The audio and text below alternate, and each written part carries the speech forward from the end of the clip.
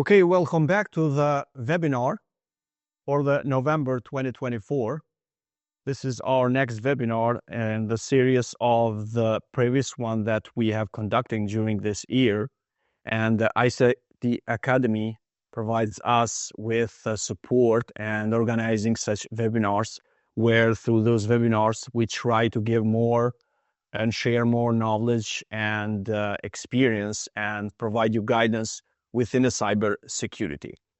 Let's continue further and follow this webinar and this material that has been prepared for this webinar and try to understand and expand our knowledge towards the cyber security. So as you all know, since 2024, the beginning of this year, ICT Academy became an authorized training center for EC Council. And through ICT Academy, all the courses and solutions of the EC Council are provided. So you and the region in Balkan region will be able to get all those courses and solutions of EC Council through ICT Academy.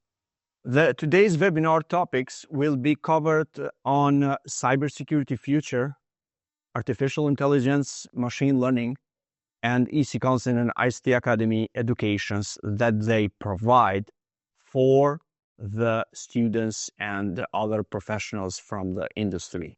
Through those topics, we will try to engage more with the audiences and provide and share more knowledge so you could expand the knowledge and skills that you would need to build around the cyber security. Let's focus on the first topic that we have prepared, cybersecurity future.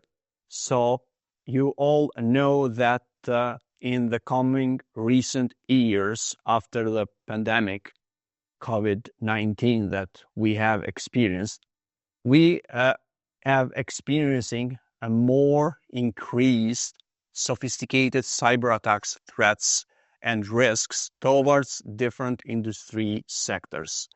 And those intensification and sophistication of those cyber attacks comes from artificial intelligence-driven attacks and risks, ransomware, and deepfakes. So those were most of the impactful risks and threats that pose to the industry lately.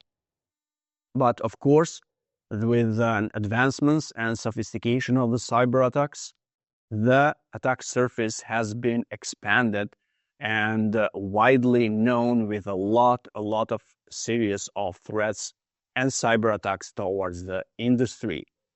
You are seeing here three main examples from the previous earlier years that the companies have experienced such kind of attacks, very advanced ones.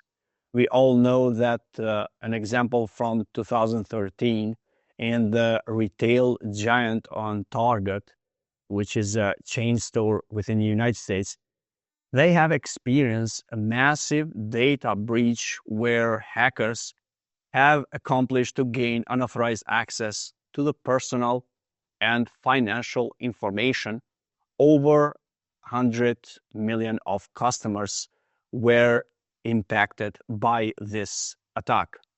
And it was a case that was engaged a lot of federal agencies and has come through over the years till they make a solution to all those impacted personal individuals on financial information. The second and well-known and notorious example was WannaCry ransomware, that the red view interface that you are seeing here. I hope you never see that. But that was happening as an attack, as a ransomware attack in 2017, where it was infected hundreds and thousands of computers worldwide, but not just computers, servers, and different sensors also, and the whole infrastructures. And this ransomware was about that the files and everything within your device will be encrypted, and who has target you they demand a ransom payments. That time was in Bitcoin. So the third example that industry experienced a major cyber attack was ransomware in the Colonial Pipeline in the United States, where the majority of the states within the east side was not able to be served with the gas and those kind of derivatives for their vehicles and running an operation on their businesses. So this was a ransomware, in fact, that has infected the computers of that company that supplies the whole east coast of the United States. So with the oil and gas. So those are just three examples that I just brought for you to understand what could be the scale of the impact and the experience that the industries has went through the previous earlier years. Further, we would see some key trends in cybersecurity. So Zero Trust Architecture, or ZTA, is a well-known security model which is very much used and implemented by the industries and companies, where no entity, internal or external, either of those, is automatically trusted. So this security model, which is serving on the principles of never trust, always verify.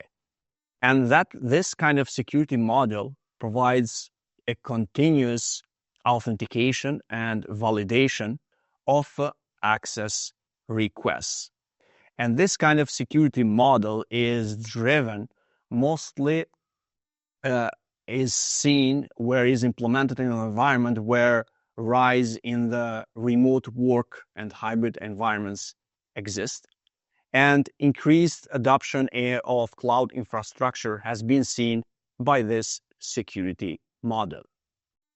And one of the examples that this zero trust architecture would be implementing, for example, a multi-factor authentication, MFA, for accessing internal sources.